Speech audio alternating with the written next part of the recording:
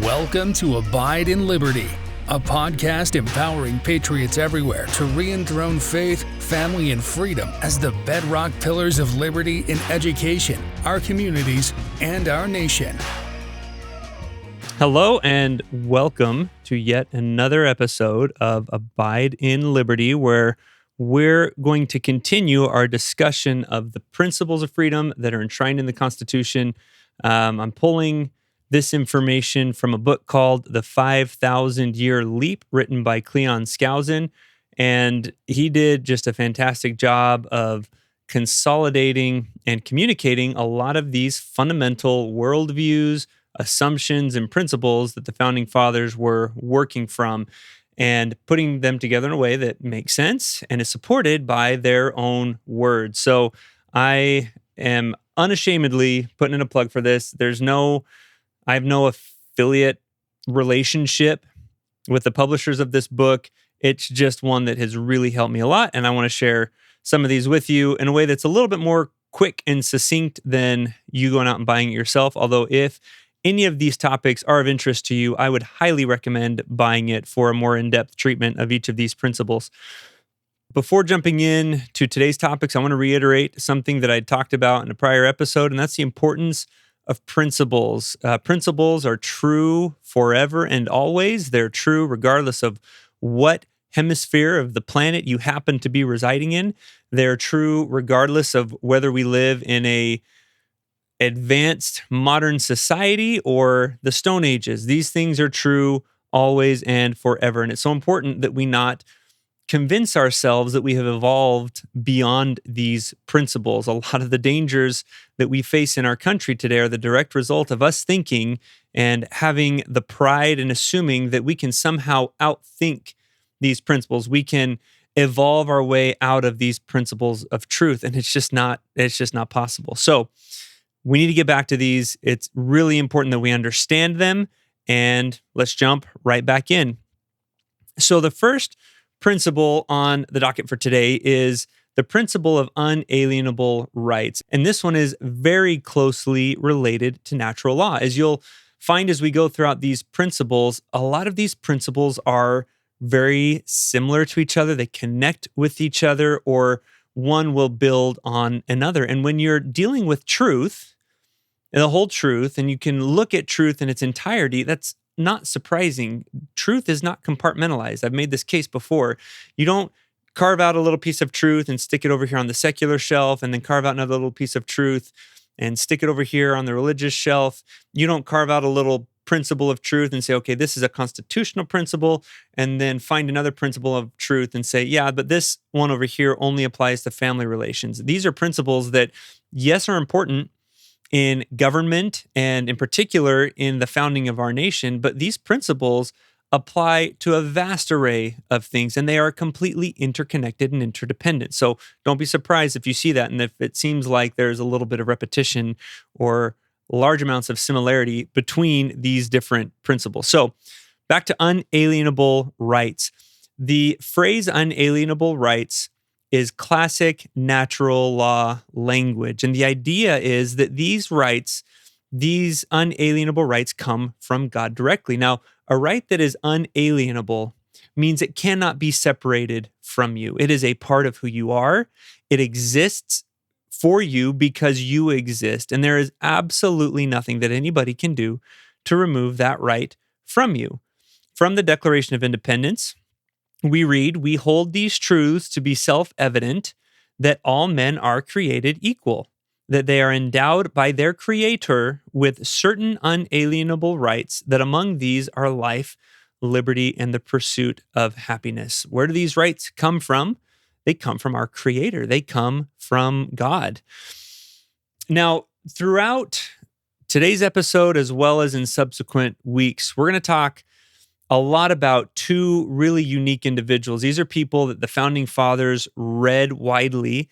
They almost all of them read and understood and really appreciated these thinkers. The first one is a guy named Sir William Blackstone. He wrote in the 18th century a legal treatise called The Commentaries on the Law of England. This was an Englishman.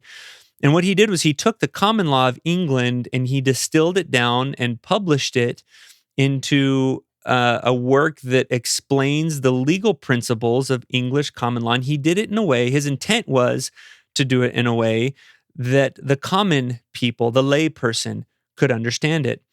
Another person that the founding fathers read from widely was a guy named John Locke. This is another Englishman, an English philosopher who in the 1600s wrote several essays on politics and on political theory. Now, what's unique about both of these people is that they are very much God-fearing Christian men. There's a push in society and among scholars today to try and paint the founding fathers as these secular Enlightenment thinkers. That's who, they were turning to these secular authors for their ideas in building the government. But when you read through the founders' quotes, the people that they reference, the Bible is the number one reference in their writings and in their conversation and in the notes of the Constitutional Convention itself. And then close on the heels of that are these two gentlemen, Sir William Blackstone and John Locke.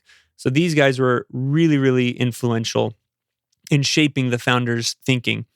So Blackstone on Unalienable Rights said, "Those rights then which God and nature have established and are therefore called natural rights, such as our life and liberty, need not the aid of human laws to be more effectually invested in every man than they are.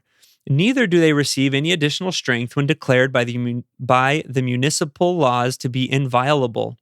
On the contrary, no human legislature has power to abridge or destroy them unless the owner shall himself commit some act that amounts to a forfeiture." So this is just driving home the point that these unalienable rights aren't stronger if some government says that you have them, and they don't disappear if some government says that you don't have them. They're there no matter what. They're not weakened or strengthened by anything that human government can do. Unless, and here's the caveat at the end, we can behave in a way that justifies those rights being removed from us. So in the case of murder, for example, I have the right to my liberty, but if I am a danger to the liberty and life of somebody else, and I've proved that because I killed somebody, then I forfeit some of my liberties. I've not proven that I can handle them appropriately, and so I can be imprisoned and deprived of freedom because I'm using my liberty in a way that infringes on that of another. So there are some exceptions there. There are consequences for our actions, and we can lose privileges. Now, what's really important about this idea of unalienable rights and natural law is that they are founded by something bigger than ourselves, whether that's, you call that natural law, whether that's God, whether that's Allah or some other higher power. It exists above and outside of the human experience, outside of me, outside of our societies. It's bigger than us. Without that something bigger than us that defines and sets up these unalienable rights and these natural laws, they don't exist. If humanity is the peak of evolution and is the arbiter of all things right and wrong, if there is not something above that or beyond that sets up natural law and sets up right and wrong, then anything is permissible or could be permissible so long as we get enough people to agree to make it a law. We could make murder right. Now, that doesn't make sense to anybody, but even an atheist would say, no, murder's wrong. Well, what makes it wrong? Well, I don't know. It just is. Well, what is that something that says that it is? And you can't argue that. You can't explain that without acknowledging that there is something beyond me, beyond you, beyond us that says that it is. And that thing that says that is God. So all of this is founded in the idea that there is a higher power who sets up some rules that we have to follow. And we know innately inside of ourselves what those right things are and what those wrong things are. And this is exactly why virtually all totalitarians, all dictators, and all tyrants in human history have had to destroy God or control God in religion, at least, if not destroy it completely, because God is a threat to them, because God says that there are rights and laws that are greater than the dictator, that are greater than the tyrant. This is why in communist regimes, the first thing to go is religion. God has to go away. Because if God's not there, there are no higher laws, there are no unalienable rights, and your rights are limited to what the government thinks they should be.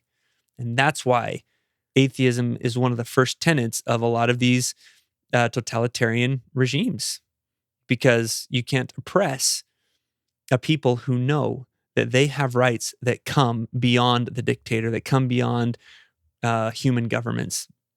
Another important thing to point out is that there is no such thing as a comprehensive list of unalienable rights. During the ratification conventions of the Constitution, when all the states had taken the work of the founders during the Constitutional Convention and were reading the Constitution, were debating whether their state should adopt it or not, one of the major concerns that many voiced were that there was no list of rights in the Constitution. There was no Bill of Rights. And their concern was, if we don't have this list of rights, then the government can trample on them. Now, those who opposed including a Bill of Rights weren't opposing it on the grounds that there are no rights and these people shouldn't have these rights, but they were really nervous that if we tried to establish a list of what some of these unalienable rights are, that governments or people would come to believe that that list was comprehensive. And so other rights that are out there would be trampled on because, hey, look, it's not on this list, must not be a right, I get to take that from you.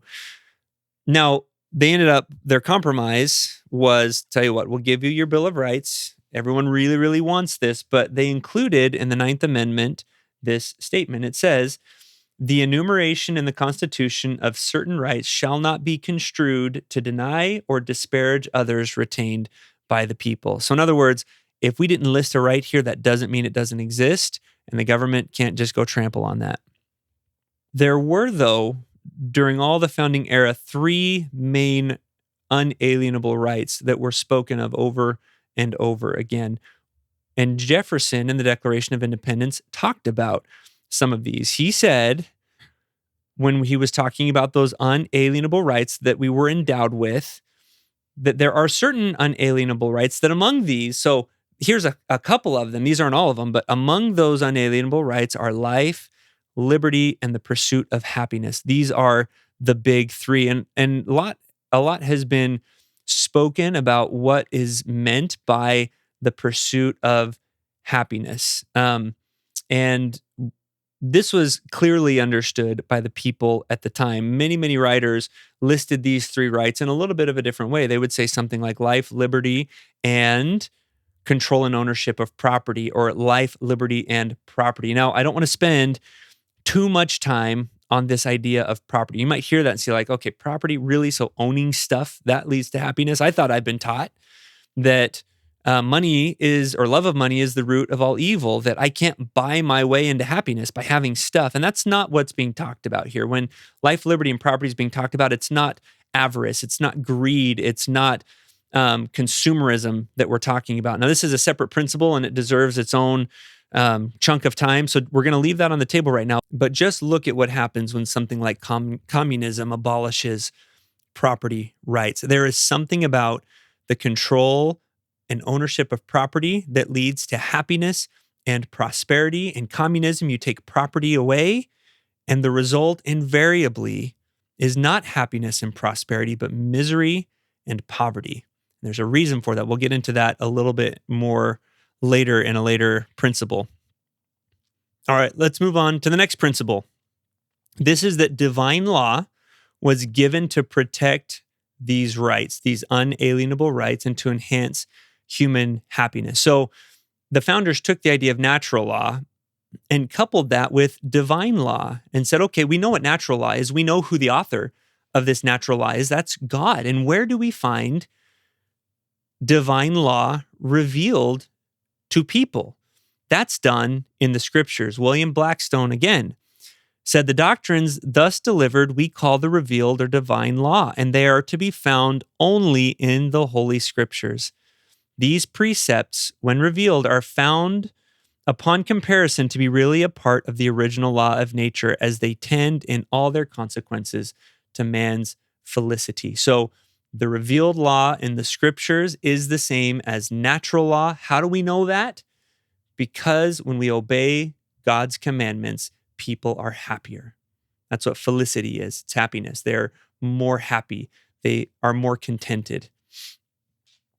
Blackstone also said, man considered as a creature must necessarily be subject to the laws of his creator.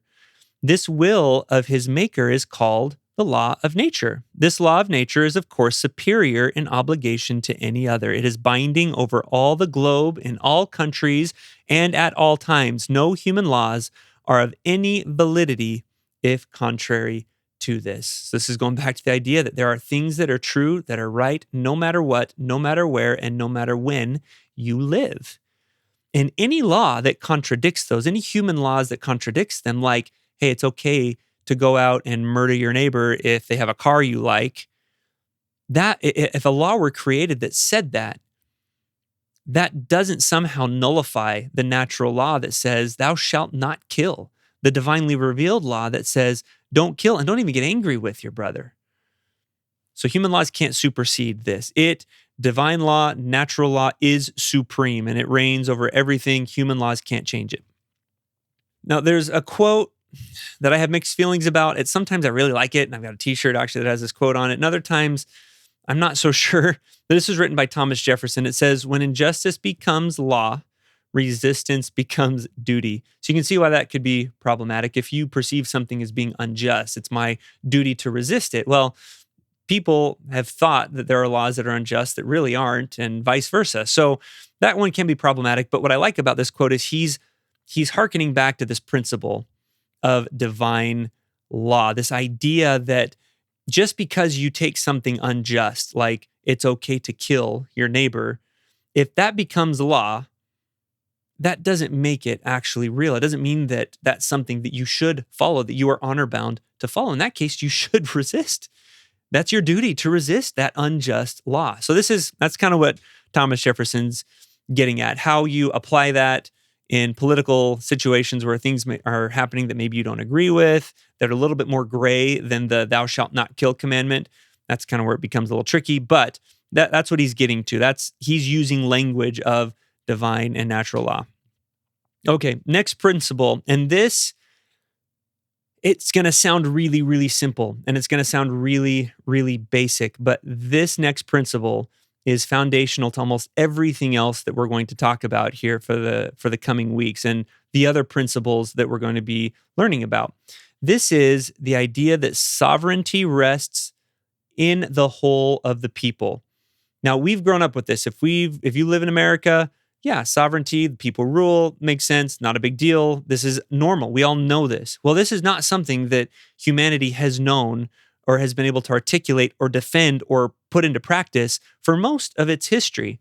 During the time of the American Revolution, the reigning theory was the divine right of kings. And there were some of these thinkers like Blackstone and John Locke who were starting to push back on this idea. But the divine right of kings says that the king is in charge. He is the sovereign. He has ultimate authority and power to rule his people because of who he is, because of the family that he was born into. So because he's a part of that ruling royal family, God wants him to be the king.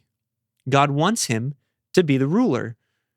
He is in charge and has all the power because that's where God put him. And his children, in turn, are divinely appointed to be rulers by virtue of the fact that they're born into this royal line. That's where sovereignty comes from. It comes from your lineage. And so the people don't have any sovereign authority. They're not ultimately in charge. It's this person who got appointed to be the king and the ruler and all of his successors and his family. That was the reigning theory. And if you look back in history at all the kings and all the rulers and go back into Egypt with the Pharaoh, where they thought not only was the Pharaoh divinely appointed, but he was a god incarnate. This idea has been around for a long, long time, and it's kind of been the predominant reigning theory of where authority and power comes from. The founders rejected this and turned it completely on its head. Here's a few quotes from some of our founders about this. Alexander Hamilton said, "The fabric of American empire ought to rest on the solid basis of the consent of the people. The streams of national power ought to flow immediately from that pure original fountain of all legitimate authority." So in other words, all legitimate authority comes from the people, from the consent of the masses. James Madison, "They must be told that the ultimate authority resides in the people alone." And then on January 23rd, 1776, this is a proclamation that was issued by the Commonwealth of Massachusetts. This was about 6 months before America declared its independence. This proclamation said, "It is a maxim that in every government there must exist somewhere a supreme, sovereign, absolute, uncontrollable power." I want to pause there. According to the divine right of kings, that is the king.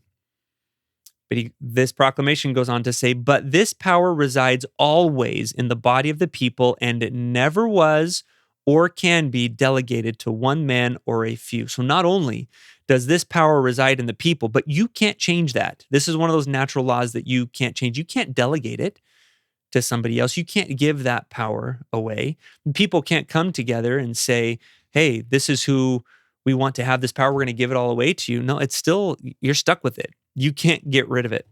And you might be wondering, well, but we do. We delegate our authority to our representatives, and we have representatives in Congress. The president of the United States is a representative of the people. And so he goes and the legislature and the president, they enact laws and they run the country, and we've delegated that to them. And yes, we've delegated some of the responsibilities to representatives to do that on our behalf, but ultimately we still have the final authority. And that's why we can come back every 2 years in the case of the House of Representatives, or every 6 years in the case of the Senate, or every 4 years in the case of the president. We can fire those who don't do the job that we sent them to do. We wouldn't be able to do that if we had delegated our sovereign authority, if we had somehow given that away. So the fact that they have to come back to us every 2, 4, or 6 years for reinstatement through the election process is an indication of the fact that where does their authority come from?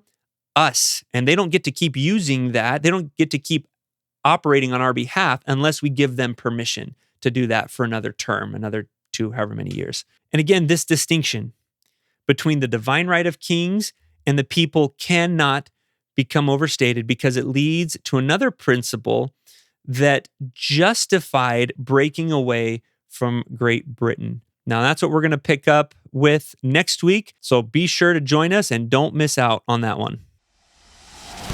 Thank you for listening to Abide in Liberty.